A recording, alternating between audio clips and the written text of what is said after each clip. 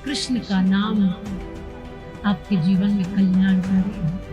कलयुग केवल नाम धारा सुमिर सुमिर नरोत्तम पारा। एक बार कृष्ण नाम का सहारा लीजिए, आप तर जाओगे, आप कल्याण में पथ पर निकल जाओगे।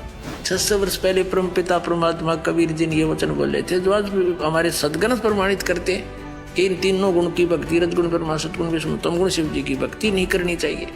इसे मोक्ष नहीं हो सकता। इसके साधना करने से आपका स्वभाव बिगड़ जाता है, क्योंकि ये ना तो इनकी साधना से आपके कर्म दंड मोक्ष होते हैं और न ही कोई आपके भाग्य में परिवर्तन हो सकता है। जैसा करोगे वैसा ही फल मिलेगा, फिर भक्ति का क्या फायदा।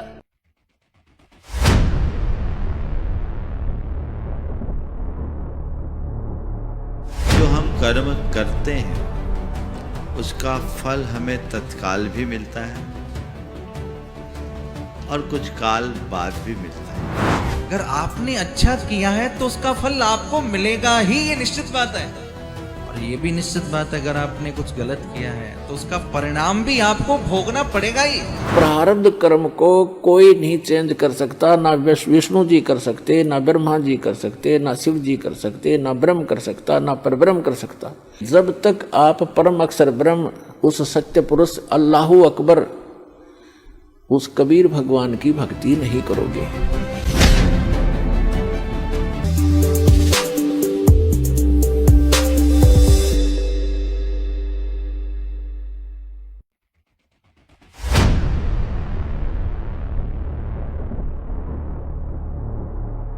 भाग्य में लिखा है, उसे कोई टाल नहीं सका है। नियति को स्वयं भगवान भी नहीं बदल सकता है। जो मिलना है वो सब प्रारब्ध में लिखा है। प्रारब्ध कर्म को कोई नहीं चेंज कर सकता, ना विष्णु जी कर सकते, ना ब्रह्मा जी कर सकते, ना शिव जी कर सकते, ना ब्रह्म कर सकता, ना परब्रह्म कर सकता।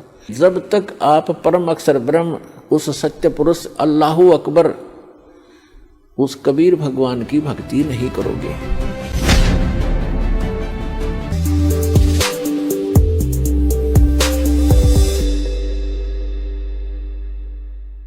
मुझे थायराइड हो गया था और दिमाग की नसों में बहुत दर्द रहता था, नसें सिकुड़ चुकी थी।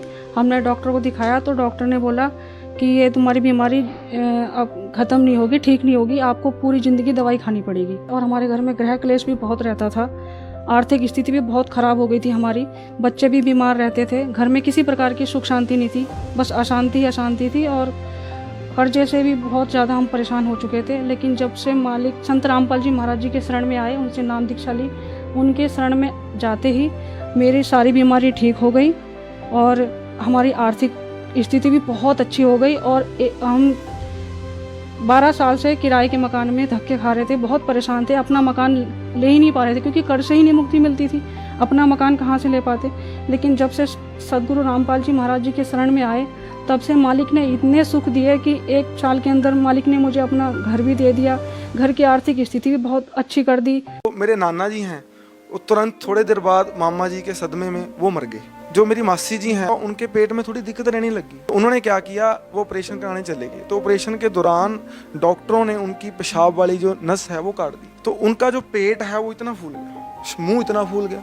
1 महीने बाद इतनी तकलीफ सहने के बाद मेरी मासी भी मर गई। मेरी जो माँ है, एक दिन जो है सब्जी मंडी में मतलब कि चली गई, उसका एक्सीडेंट हो गया, किसी ने पीछे ले आके जोर से स्कूटर मारा पीठ के ऊपर, निचले जो 3 मनके हैं वो क्रैक हो गए, रीढ़ की हड्डी के। जो है ये 3 साल इसने नर्क भूखा है। नर्क का मतलब आपको समझाता हूँ कि टट्टी पेशाब है जो, वो हम 3 भाई हैं, तीनों भाइयों ने मतलब कि अपनी माँ की चलो संस्कार थे, सेवा की। जो मेरे पिताजी हैं उनको लीवर कैंसर हो गया, तो 1 महीने के बाद मेरे हाथ में पापा मतलब हाथ से चले गए। संत रामपाल जी ने मेरे परिवार के ऊपर बहुत दया बख्शी, मेरी माता जी हैं वो उनके ऊपर दया बख्शी, वो मतलब आज इतनी खुश हैं, रोती जरूर हैं कि बंदी छोड़ संत रामपाल जी आप हमको पहले मिल जाते। तो मैंने संत रामपाल महाराज जी से मन ही मन प्रार्थना करी, हे परमात्मा मैं आपका नामदान जरूर लूँगा, पर इसमें जो शर्त है वो शर्त है नशा। नशे के बगैर मेरे को टट्टी भी नहीं आती थी सुबह।